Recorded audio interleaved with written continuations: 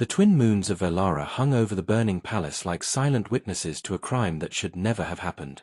The air smelled of smoke and metal, of broken promises and bitter lies. Princess Lyra stood on the highest balcony of the royal tower, her silver eyes reflecting the chaos below. Fires raged across the city, turning crystal towers into molten ruins.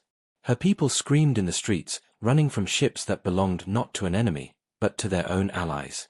Only hours ago, Lyra had been inside the Grand Council chamber, preparing to lead her people into a new age of peace. The crystal of Zoria, the heart of Velara's power, had been entrusted to her by her late father, the king. It was a relic older than their civilization, said to hold the energy of collapsing stars. It was not a weapon, at least not in Lyra's eyes, but a promise, a chance to create worlds, to heal planets, to stop wars before they began. But tonight, that promise was being turned into a curse.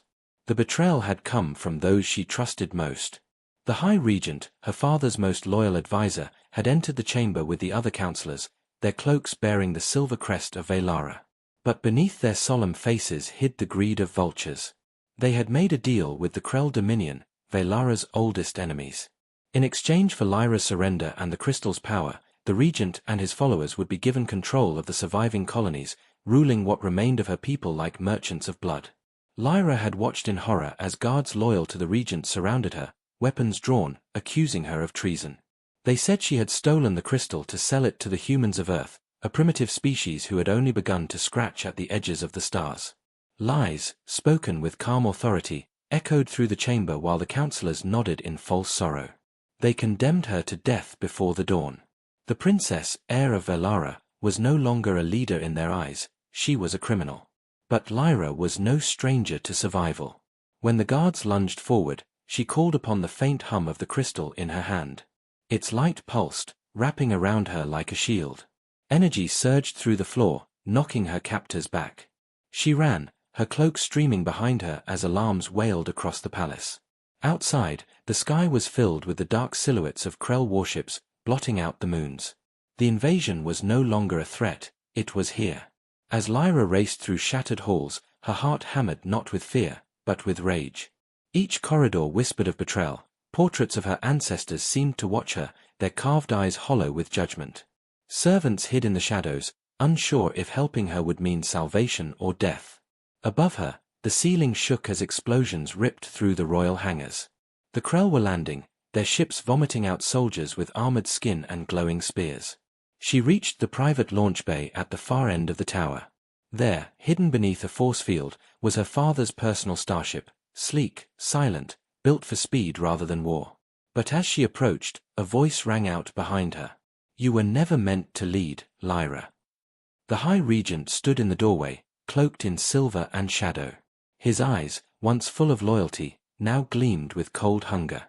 Two guards flanked him, their weapons ready. "Give me the crystal," he said, his voice calm, almost soothing. "Your death will be quick, and your people will survive under my rule. Fight, and Velara will burn to ash before your eyes." Lyra's grip tightened around the relic. Its warmth bled into her skin, steadying her trembling hands. "You speak of survival," she said, her voice sharp as a blade, "but you mean power. You would trade a world for a crown." The regent's smile widened, slow and venomous. "Then watch your world die, princess." Blaster fire erupted as the guards advanced. Lyra ducked, the crystal flaring with light as a barrier of energy formed around her. The impact of each shot vibrated through her bones.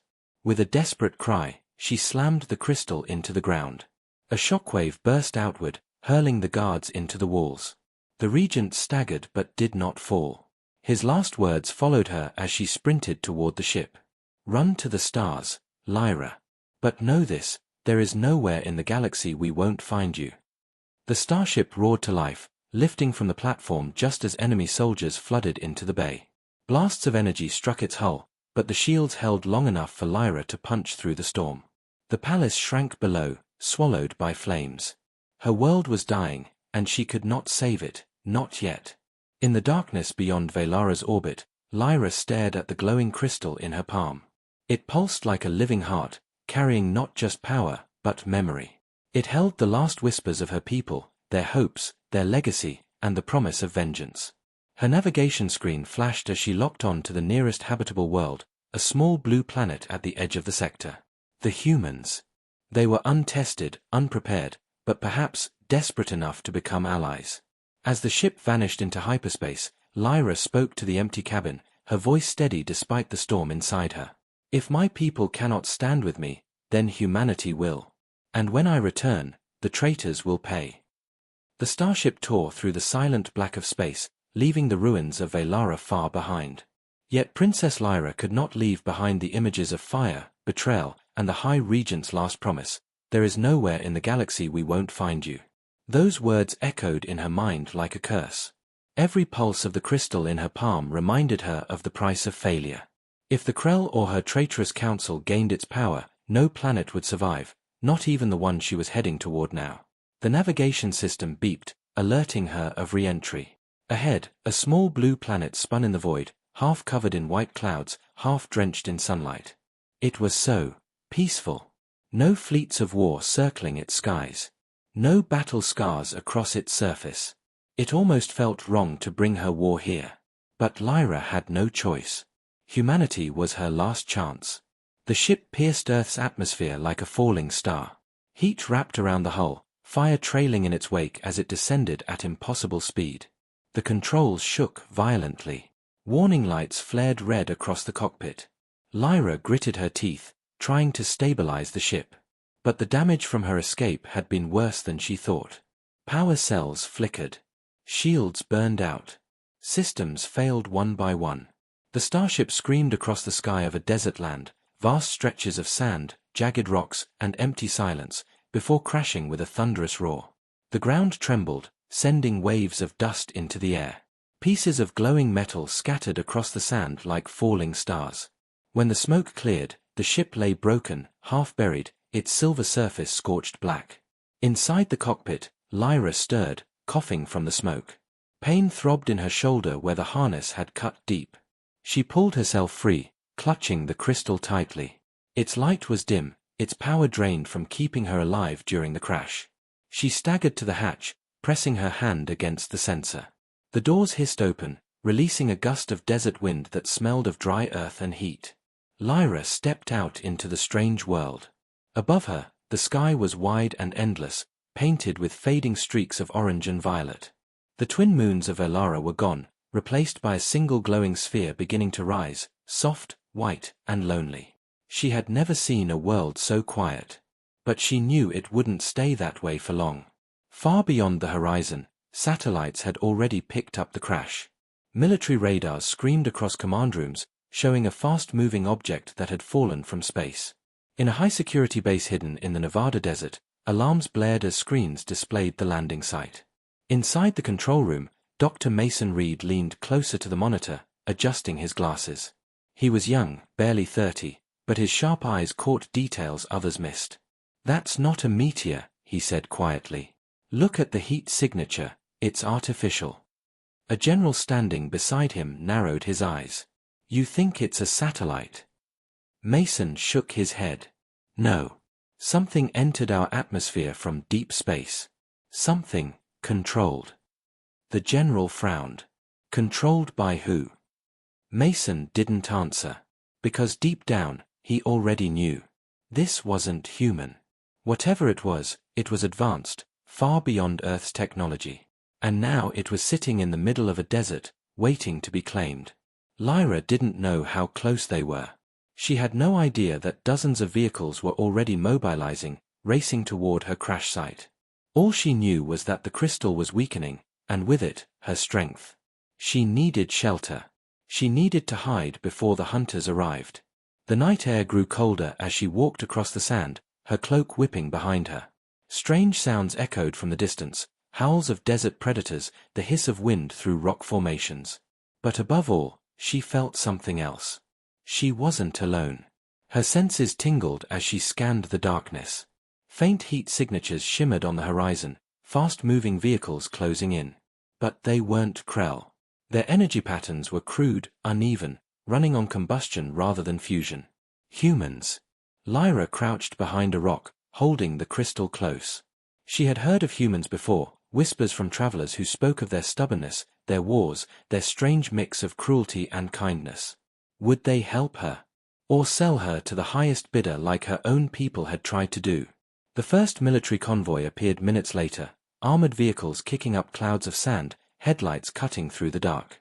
Soldiers in heavy gear fanned out, weapons raised. A large transport truck followed, carrying scanning equipment. Mason Reed was inside, watching as the convoy approached the glowing wreck.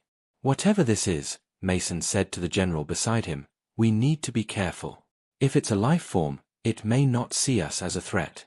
But if we fire first—" "We won't wait to find out," the general replied coldly. Mason clenched his jaw. Something about that didn't sit right with him. Lyra watched from the shadows as the soldiers surrounded her ship. Their weapons glinted in the moonlight, sharp and menacing. She could feel the tension rising, a storm waiting to break. But before anyone could make a move, the crystal in her hand pulsed, faint, then brighter, as if sensing danger. One of the soldiers noticed the glow behind the rocks. He shouted something, words Lyra didn't fully understand but recognized as a warning. Weapons turned toward her hiding place. Her heart pounded. Should she step forward and risk their trust? Or run deeper into the desert and risk the Krell finding her first? The decision had to be made in seconds. Because high above the desert sky, far beyond human senses, another ship was already watching. The Krell had found her.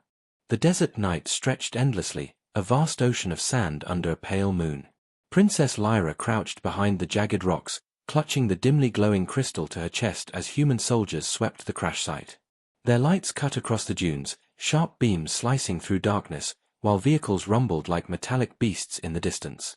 Every instinct told her to run, yet the crystal whispered caution. Humanity could be her only chance to survive, but the wrong move could turn them into enemies. Dr. Mason Reed stood near the command vehicle, his gaze fixed on the wreckage of Lyra's starship. He had seen photographs of experimental crafts, black-budget designs whispered about in government labs, but nothing like this. The surface shimmered faintly, its metal almost alive, humming with residual energy. And then there was the faint glow beyond the rocks, too controlled to be natural. Mason's heart raced. Whatever was out there wasn't human. The general barked orders, his voice hard. "Search the perimeter. If it's alive, contain it. If it resists, neutralize." Mason flinched. "Neutralize? Sir, we don't know what we're dealing with. It could be intelligent. It might want peace." The general cut him off with a sharp glare. "Or it could be hostile. We're not taking chances." Lyra could hear them, short, clipped commands in a language she barely understood, but the tone was clear.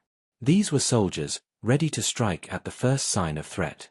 Yet among their voices, one stood out. Calm. Reasoned. Not like the others. She focused her senses and caught a glimpse of Mason through the gaps in the rocks. His stance was different, tense, yes, but not aggressive. Curious. Almost protective. Could he be trusted? Before Lyra could decide, movement in the sky drew her attention. High above, hidden beyond the clouds, a dark silhouette glided silently. Not human. Sleek. Predatory. The Krell. They had tracked her across light years, and now their hunters hovered above, cloaked in shadow, scanning for the crystal's energy signature. Her pulse quickened. She had minutes at most. If the Krell descended now, the humans would be slaughtered, and the crystal taken. Yet revealing herself might trigger the soldier's fear, starting a fight she couldn't afford. The crystal pulsed again, as if urging her to choose. Mason moved closer to the rock formation where the faint glow had appeared. He raised a small scanning device, careful to keep his posture calm. The reading spiked. Not radiation. Not fire. Something alive. He spoke softly, almost to himself. "If you're out there, I'm not here to hurt you." Lyra tilted her head. The words weren't perfect in her mind, but she caught their meaning. A risk, but a chance. She rose slowly from behind the rocks, her figure emerging under the moonlight. The soldiers froze, weapons snapping toward her.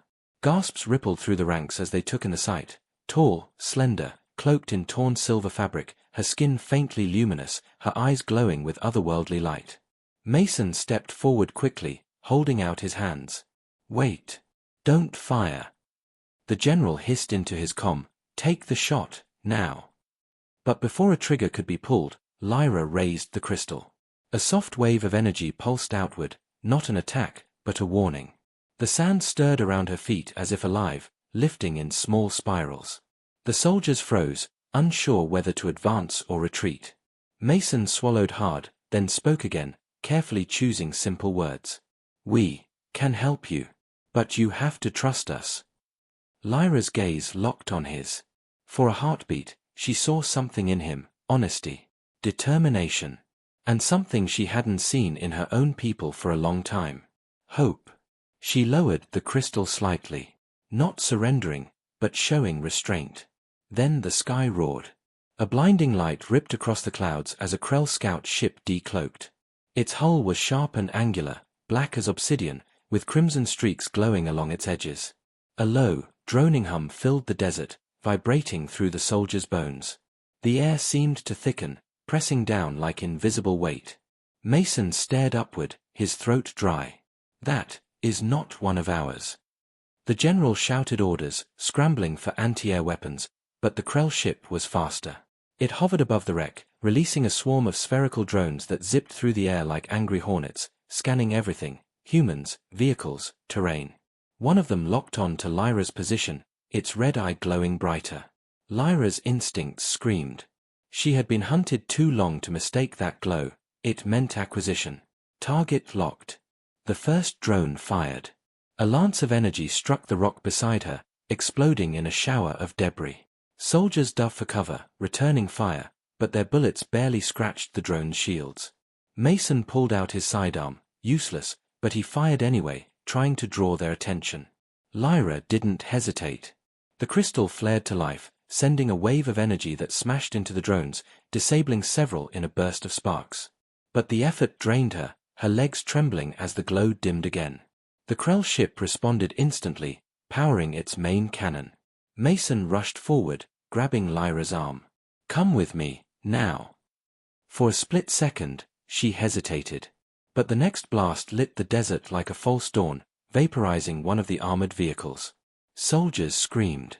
The ground shook violently. Lyra met Mason's eyes, then nodded. Together, they ran toward the transport truck as the Krell ship prepared for another strike. Behind them, the general barked into his comms, calling for air support.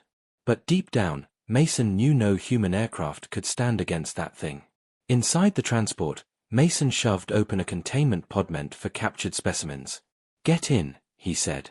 Lyra glanced at the crystal in her hand, then at him. Why, help me, she asked, her voice faint but clear. Mason's answer was simple. Because I think you're not the threat. But they are. Another blast struck nearby, shaking the ground. No more time for questions. Lyra stepped inside. Mason sealed the pod and turned toward the general. She's coming with us. If you want her alive, follow my lead. Outside, the Krell ship lowered closer to the desert floor, casting its shadow across the broken starship. Its comms crackled with a voice that wasn't human. Cold. Predatory. We have come for the crystal. Surrender it, or perish. The desert was no longer silent. It shook under the roar of engines, the crack of gunfire, and the low hum of alien power vibrating in the air. The Krell scout ship descended lower, its crimson light slicing across the sand like hunting beams. Soldiers scrambled to defensive positions, firing futilely at the swarm of drones darting above them like metallic predators. Every shot sparked against their shields but caused no harm. Inside the transport vehicle, Dr. Mason Reed struggled to steady his breath. Across from him, inside the containment pod, Princess Lyra sat perfectly still, clutching the crystal tightly. Its glow was faint, flickering, almost as though it, too, feared what was coming. Mason crouched near the pod, his voice low, urgent. We need to move before that thing tears us apart. Can you do what you did before? That wave of energy. Lyra's eyes met his, steady but tired. I can. But crystal weak, too weak. If I use more, it may break me. Mason clenched his jaw. Then we run. And pray they want that crystal more than they want blood. Outside, the general barked orders, trying to coordinate the retreat, but the Krell ship was already shifting tactics. Its lower panels opened with a hiss, revealing long, needle-like weapons that glowed a deep, murderous red. A sharp whine filled the air as the cannon charged, seconds away from firing a beam that could vaporize half the convoy. "Move!" Mason shouted, slamming his hand against the vehicle's dashboard. The driver gunned the engine, and the transport lurched forward, tearing across the dunes. Dust and sand exploded behind its wheels as headlights cut through the darkness. The Krell drones gave chase instantly, zipping after them like fiery insects. Each one carried a weapon capable of cutting the vehicle apart in seconds. But Lyra, sensing their approach, pressed the crystal to her chest and whispered a command in her native tongue. The glow flared brighter, casting waves of shimmering energy across the desert floor. The first drone fired, a crackling beam of plasma that struck the vehicle's rear tire. Sparks burst, rubber shredded, but instead of flipping, the transport jolted forward, propelled by a sudden surge of anti-gravity from the crystal's energy. Mason glanced at her in awe. "You just saved us." Lyra shook her head, weakly. "Not for long." The Krell ship loomed closer, its shadow swallowing the fleeing convoy. With a bone-shaking roar, it unleashed a volley of crimson blasts that tore the sand open in geysers of fire. Vehicles swerved desperately, some flipping under the concussive force. One was struck directly, vanishing in a white-hot flash, leaving only scorched earth behind. Mason gritted his teeth, gripping the dashboard as the transport bounced over uneven ground. "We won't make it at this speed." Lyra's gaze hardened. She pressed her hand to the crystal again, drawing deeper energy. The air shimmered around the vehicle as gravity bent subtly, making it lighter, faster, able to leap across dunes with impossible speed. But the strain showed, her hands trembled, her lips pale. Behind them, a massive door opened in the underside of the Krell ship, and a new threat emerged, sleek, blade-shaped hovercrafts, piloted by armored Krell soldiers. Their dark armor gleamed under the moonlight, their glowing spears aimed directly at the fleeing humans. Mason swore under his breath. They brought hunters. The hovercrafts spread out, surrounding the convoy in a deadly formation. One swept in from the left, spear crackling with violet energy. With a single swing, it sliced through the side of a jeep, sending it tumbling across the sand in flames. Another closed in on the transport, aiming for the containment pod. Lyra saw it coming. Her eyes narrowed, crystal pulsing in her grasp. A wave of energy shot outward, not strong enough to destroy, but enough to push the craft back violently, sending it spinning. The pilot corrected mid-air, circling for another attack. Mason saw the toll it took. Sweat beaded on Lyra's forehead, her breath shallow. "You can't keep doing this," he said. Lyra's response was simple, cold. "If I stop, you die. I die. Earth dies." Suddenly, a shrill alarm erupted from the Krell ship above, a signal. Within seconds, the hovercrafts changed formation, forcing the convoy toward a canyon ahead, narrow and dark. Mason realized the plan instantly. "They are herding us," he muttered. "Driving us into a kill zone." Lyra closed her eyes, sensing the danger. The canyon walls would trap them, no room to maneuver, no escape from above. She had one chance left, one final surge of the crystal's power. "Driver," she said, her voice low but commanding, "aim for rocks, there." She pointed toward a jagged formation near the canyon mouth, unstable, fractured. One strong blast could bring tons of stone down, sealing the path behind them. Mason understood instantly. "You're going to collapse it."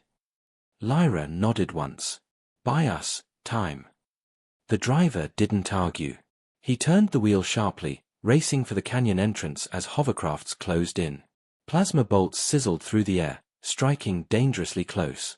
Lyra gripped the crystal, whispering an ancient Valeran command, one her father had taught her in secret.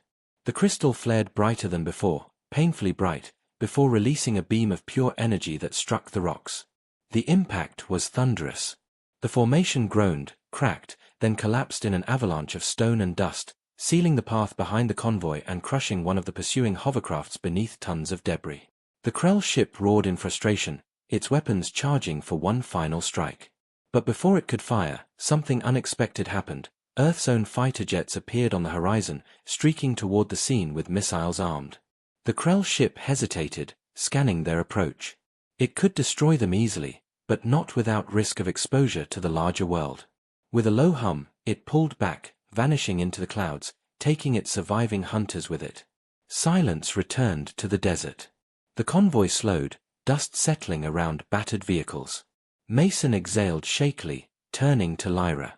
"You saved us," he said quietly. Lyra leaned back against the pod, her strength nearly gone. "No. Only delayed them. They will come again. Stronger." Mason's mind raced. Whoever she was, whatever that crystal was, Earth had just been dragged into a war it didn't understand. And somewhere in the night sky, the Krell were already planning their next move. The convoy reached a fortified research facility just before dawn, its high walls and steel gates cutting against the endless desert. Soldiers stood guard at every post, rifles ready, while scanning towers swept the horizon for any sign of pursuit. But for now, the skies were clear. The Krell had vanished, retreating to the shadows of orbit. Inside the transport, Princess Lyra remained silent, her head lowered as the crystal rested in her lap. Its light was faint now, almost gone, drained by the escape. She felt weak, her strength slipping away with every mile. Yet her mind remained sharp, watching the humans carefully. The soldiers were nervous, whispering to one another, glancing at her with a mix of fear and awe. Dr. Mason Reed sat beside her, his expression tight. He had already argued with the general during the ride, insisting that she was not an enemy. But Mason knew how these operations worked. Orders would come from higher up, orders that might not include keeping her alive. Once inside the facility, Lyra was moved to a secure chamber, walls of reinforced glass, energy dampeners humming softly, cameras mounted in every corner. Mason followed reluctantly, standing just outside the room as technicians in white lab coats set up equipment around her. "She needs medical attention," Mason said firmly. "She needs containment," the general replied. "You saw what she did out there. Whatever that thing is," he gestured to the crystal, "it's a weapon. A powerful one." Mason shook his head. "It saved your men. It saved all of us. Doesn't that mean anything?" The general's eyes were cold. "It means she's dangerous. And until Washington decides what to do with her, she stays under lockdown." Lyra listened, her sharp ears catching every word. The tone was familiar, the same tone her council had used when plotting her downfall.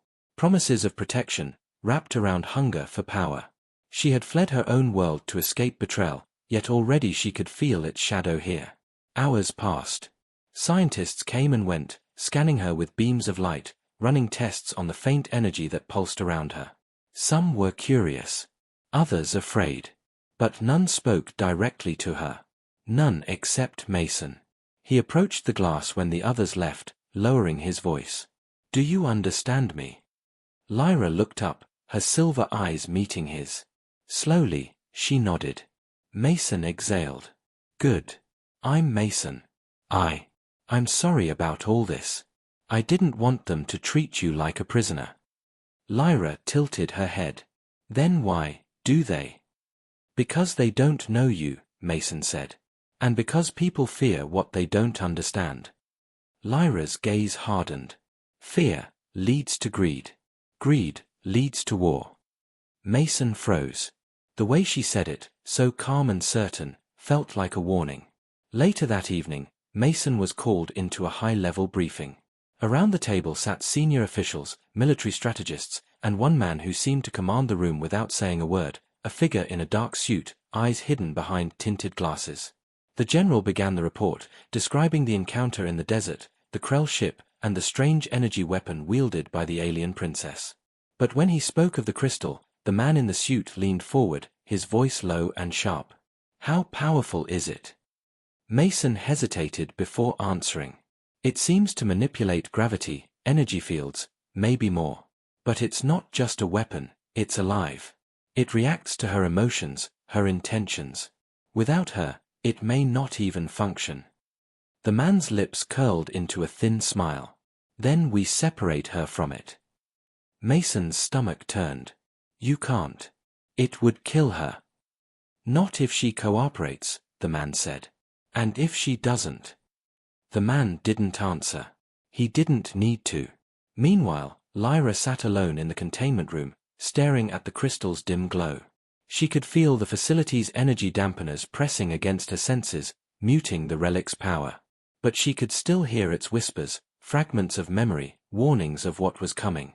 Her people were not the only threat. Humanity itself was now a danger.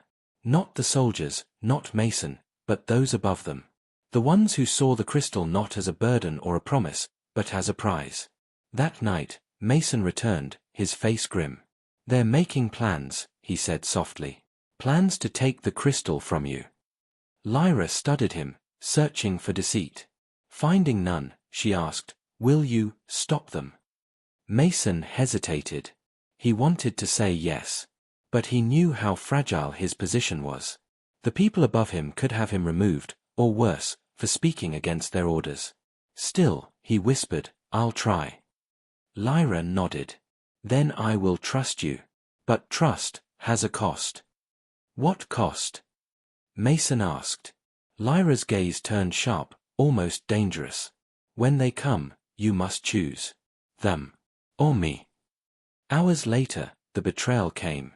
An alarm blared across the facility, drawing Mason from his quarters.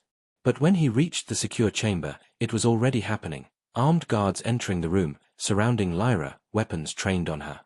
A technician carried a containment unit, designed to hold the crystal. The man in the suit stood at the doorway, his voice calm, almost polite. "Take it. Carefully. If she resists, sedate her." Mason stepped forward. "You can't do this. You'll kill her." The man didn't look at him. "Dr. Reed, you've been valuable. Don't make me reconsider." Inside the chamber, Lyra rose slowly to her feet. Her eyes glowed brighter than before, not with fear, but with quiet fury.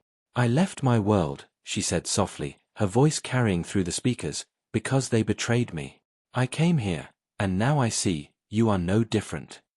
The crystal pulsed once. Twice. The lights flickered. A low hum filled the air, building, rising, shaking the walls. Mason's heart pounded. She was going to unleash its power. And if she did, this facility would not survive. The lights in the containment chamber flickered, dimmed, then flared as the crystal in Princess Lyra's hands pulsed with a deep, living energy. The hum rose to a sharp vibration, resonating through the walls of the facility, rattling instruments and cracking the reinforced glass of her prison. Soldiers tightened their grips on their rifles, unsure whether to fire or flee. Mason Reed stood frozen just outside, knowing a single wrong move could mean the destruction of everything, and everyone, in this base. "Stop her!" barked the man in the suit, his calm demeanor cracking for the first time. But Lyra didn't move toward the door. Instead, she raised the crystal slowly, her gaze fixed on the soldiers who had come to strip it from her. Her voice rang out, low yet commanding, carrying an edge of sorrow. "You fear what you do not understand. You desire what you cannot control. But I will not be chained again." The crystal's glow surged, and with it came a wave of energy, not explosive, not lethal, but sharp enough to knock every soldier in the room off their feet. Weapons clattered to the floor as men cried out, disoriented by the sudden shockwave. The glass wall separating her from Mason shattered in a rain of shards. Mason shielded his face, then stepped forward, desperate. "Lyra, wait. If you kill them, there's no coming back from this." Lyra turned to him, her silver eyes reflecting both fury and pain. "I did not come here to kill. But they would take what cannot be taken." Mason glanced around, alarms were blaring, red lights flashing across the corridor. Reinforcements were coming, and with them, orders to use deadly force. He took a step closer to her, lowering his voice. "Then we need to leave. Now. Before they make you into the very thing they fear." The ground trembled, once, then again, harder. A deep rumble echoed through the walls. Mason froze. This wasn't Lyra. This was something else. A voice cut through the intercom, cold and mechanical, laced with static. "Princess Lyra of Velara. You are ordered to surrender. Humanity will not protect you. Your world has already fallen. Earth is next." Lyra's gaze shot upward, she knew that voice. The Krell. Outside the base, the desert sky split open as 3 massive Krell warships uncloaked, their black hulls glowing crimson. Smaller craft poured out from their bays, forming a deadly swarm above the facility. Energy weapons crackled to life, lighting the clouds with an ominous red glow. The man in the suit swore under his breath. They tracked her here. Mason turned on him, fury in his eyes. No, they tracked the crystal. And you kept it here like a beacon. Before the man could respond, the first blast hit. The ground convulsed, shaking the facility like a toy. Alarms wailed louder. Soldiers scrambled to defensive posts, but they knew this wasn't a battle they could win. Lyra's strength faltered. The crystal's glow flickered, but she forced herself to hold it steady. She looked at Mason, voice barely above a whisper. "Help me reach the sky." Mason hesitated only a second, then nodded. "Follow me." They sprinted through the shaking corridors, dodging falling debris as explosions ripped through the outer walls. The base was turning into a war zone, soldiers firing futilely at incoming drones, bursts of plasma lighting the night outside. Mason led her toward the launch bay, where experimental aircraft sat waiting. But the man in the suit intercepted them at the final corridor, flanked by armed guards. His voice was hard now, no longer smooth. "You're not leaving. That artifact belongs to us." Lyra's eyes narrowed, and the crystal pulsed threateningly. But Mason stepped between them, hands raised. "You want to live? Then let us go. Because if she stays here, this entire facility is gone in minutes." For a tense moment, no one moved. Then the ceiling above them cracked, dust raining down as another blast rocked the base. The man in the suit cursed, then gestured sharply. "Go." But this isn't over. The launch bay doors opened to a sky filled with fire. The Krell swarm hovered like vultures, beams of red light sweeping the sands. Lyra and Mason ran to the nearest aircraft, a sleek, experimental jet designed for speed but not combat. Mason jumped into the pilot's seat while Lyra strapped herself into the co-pilot's chair, clutching the crystal. "Can you fly this thing?" she asked, voice unsteady. Mason smirked faintly. "I built part of it. Let's find out." The engines roared to life, lifting the craft off the ground. As it shot forward, Krell drones locked on, energy bolts streaking past. Mason weaved through the chaos, the jet banking sharply, avoiding one strike after another. But the larger warships loomed closer, their cannons charging for a single, devastating shot. Lyra closed her eyes, focusing. The crystal glowed brighter, brighter, until its light wrapped around the aircraft in a shimmering field. Mason felt it instantly. The jet grew lighter, faster, moving with impossible agility. "Whatever you're doing, keep doing it," he shouted. The largest Krell warship fired. The beam streaked across the desert like a scarlet lance, cutting through the clouds. Lyra opened her eyes, raising the crystal high. A wave of energy exploded outward, not deflecting the blast, but splitting it, scattering the beam into fragments of light that streaked harmlessly into the sky. The crystal's glow dimmed instantly, cracks forming along its surface. Lyra gasped, nearly collapsing. Mason caught her arm, holding her steady. "You're burning yourself out," he said. Her voice was barely a whisper. "One last strike, then it ends." The jet soared upward, higher, toward the lead Krell ship. Lyra focused the last of her strength into the crystal.